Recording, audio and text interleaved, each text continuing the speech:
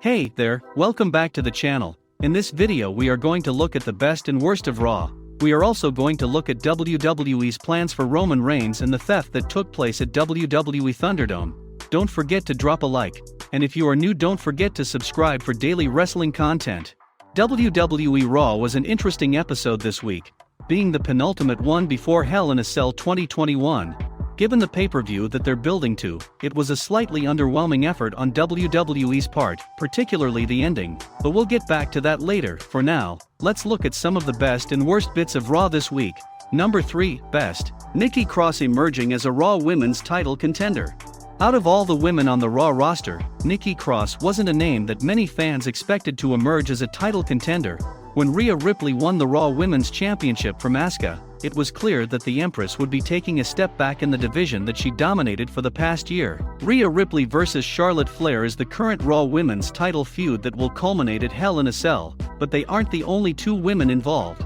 A woman who isn't even in the match has emerged as an unexpected title contender on Raw. It all started a few weeks ago when Rhea Ripley failed to beat Nikki Cross in 2 minutes. Charlotte Flair also failed the following week, and Nikki Cross had another challenge. Adam Pearce booked a match pairing Ripley and Flair together against Nikki Cross, and a woman of her choice.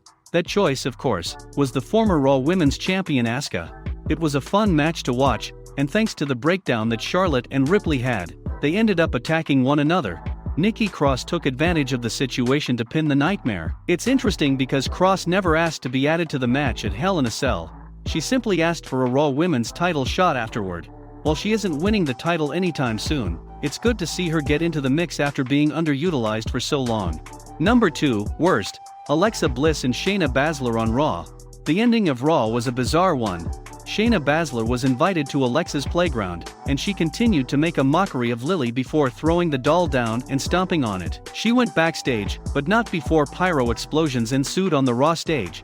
It was all chaos backstage too, with everybody disappearing. Shayna Baszler locked herself in a room, only to see Lily in the mirror. It was all-round bizarre and not very enjoyable. This feud has started with a weird premise. Number 2, Best. Bobby Lashley vs Drew McIntyre inside Hell in a Cell. If the rumors about Roman Reigns vs Rey Mysterio at Hell in a Cell are true, then there's only one match that should headline the show: Drew McIntyre vs Bobby Lashley. If rumors are to be believed, Roman Reigns will only go on first or last. Drew McIntyre and Bobby Lashley had a great segment on this week's Raw that ended with the Scotsman slicing the table with his sword. It was confirmed that this will, in fact, be Drew McIntyre's last opportunity at the WWE title for a while. The Hell in a Cell stipulation is perfect for it, and we can't wait to see how it plays out. Number 1, Worst. Elias and Unhinged Jackson Riker on Raw. The Elias Jackson Riker alliance on Raw lasted all but a few weeks, and it ended 7 days ago when the former ditched Riker during their title match. This week on Raw, they were supposed to face off in a blow-off match, but Elias ran away and Riker won by countout. Riker is playing an unhinged character, and the storyline simply doesn't seem to be clicking. It's a forgettable part of Raw. Number 1, Best. The Kofi Kingston MVP teaser segment. Backstage on Raw, MVP confronted Kofi Kingston, who was in high spirits despite falling short in the Tag Team Battle Royal.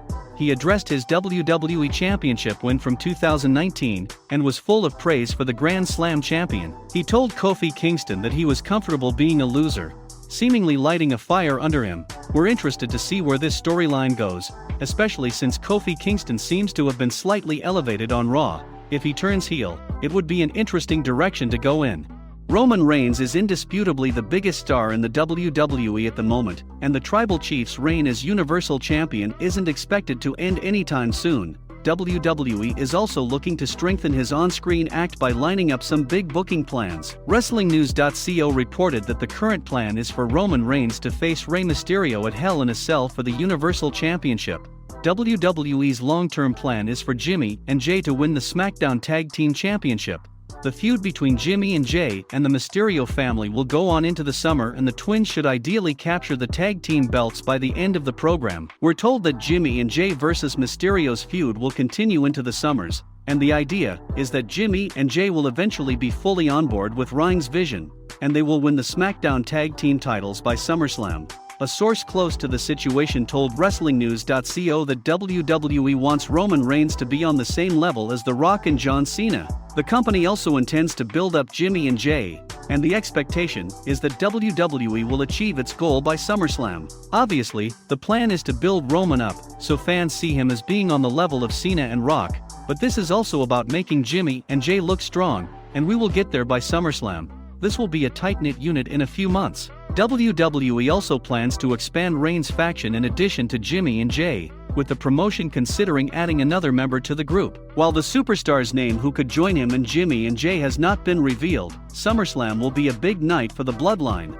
Roman Reigns is set to be the focal point of WWE programming for the time to come, and the idea of having another superstar join his team sounds really promising. Who do you see joining with his stable?